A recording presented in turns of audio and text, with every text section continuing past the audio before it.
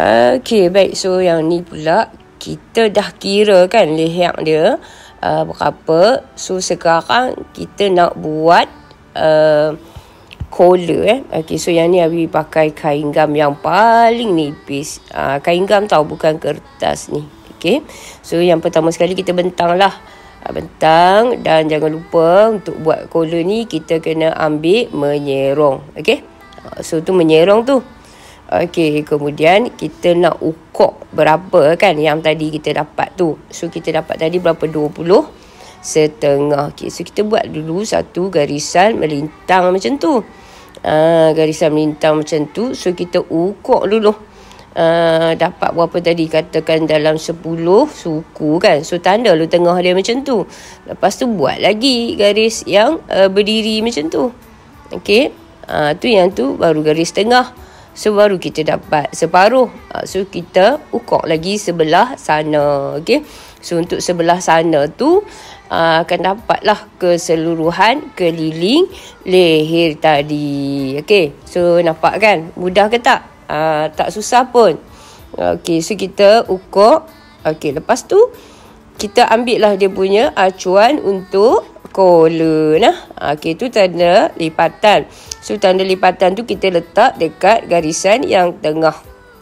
Dan yang untuk hujung ni, cukup-cukup je tau. Dekat, bagi dia sampai dekat garisan tu. Nampak tak? Tu, bagi dia sampai je betul-betul dekat garisan yang jari Abi tunjuk tu. Okay, sudah letak macam tu. So, kita lakar. Okay, kita buatlah, ikutlah line tu. Buat macam tu. Ikut line tu. Okay.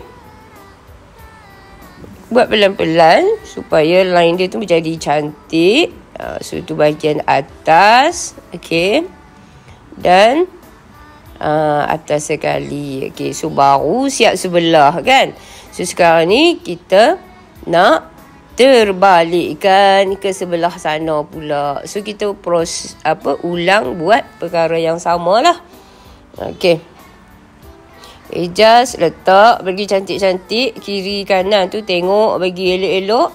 Okey, dah nampak okey semua. Barulah kita tekap guna acuan yang diberikan tu. Okey, so mudah tau.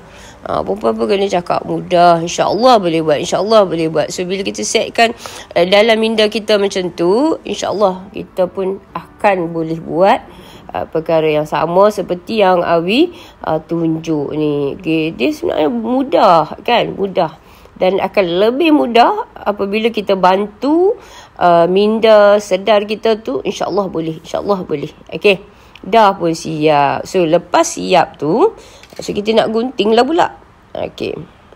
So, masa nak gunting ni, ikut je betul-betul ikut je betul-betul garisan pensel yang telah pun kita buat tu. So, kiri kanan dah.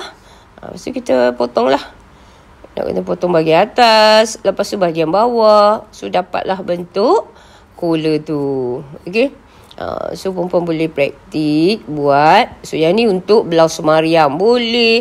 Nak buat baju tidur kanak-kanak pun boleh. Dewasa pun boleh. So, macam ni lah gunanya. Dan Awi pun biasa juga buat untuk blouse Awi. So, pun macam ni lah.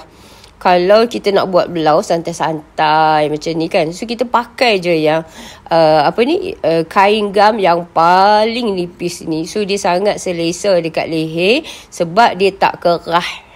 Macam tu. Okay. Dah siap potong jadilah macam tu. Okay. Mudah kan? Okay, baik. So, perempuan kena buat tau. Lepas tu kita try lah aculah lipat. Yang belakang tu kita lipat 2. Yang dekat bahagian hujung tu dia akan tidur kat atas dada macam tu. Ni belum siap lagi.